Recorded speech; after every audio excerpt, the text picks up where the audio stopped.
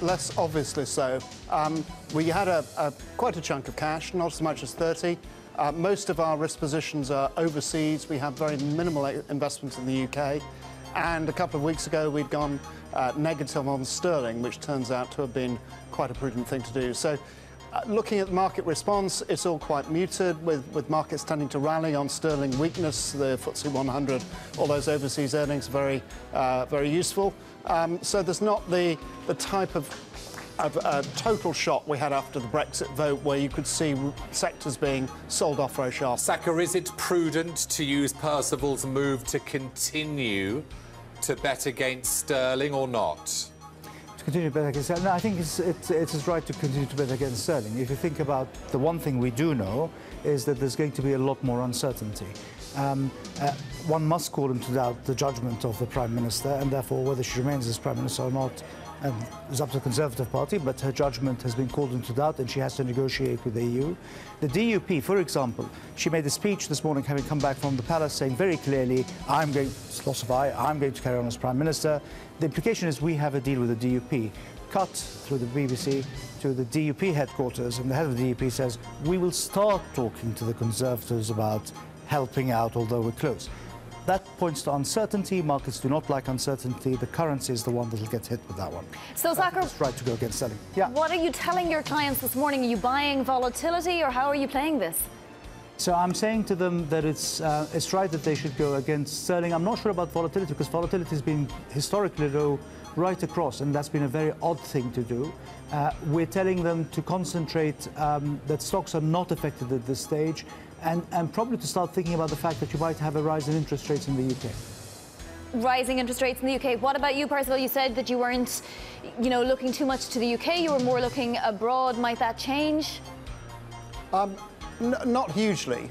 We've got a global synchronized expansion, so there's more interesting parts of the world economy to expose our clients to, like European stocks, some of the financial sector across Europe and across the broader world, and Far East and emerging. All of these will benefit more probably than the UK market from a revival in global activity. Rising interest rates in the UK, Saka. We're talking about bond markets? Bond markets, gilt yields, and that's simply based on the fact that if you look at what the DUP asks for, they're asking for more money. That is essentially spend. If you look at the surge that you had in Labour, 42% or 40% of the vote, biggest since the 70s, that's because the population is fed up from austerity. That implies you're going to have more public spending. Combine that with the fact that you're likely to have a soft Brexit. DUP wants open borders with Northern Ireland, with the Republic of Ireland, and wants a full trade agreement with Europe. You have soft Brexit and more spending. The chances are the cost of borrowing will go up, yields will go up, and also the chances are you're probably going to have a bit of inflation. So you're going to have a little bit of an increase, at least in the UK gilts.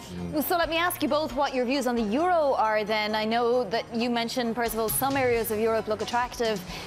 Both of you, where will the euro be in 6 months?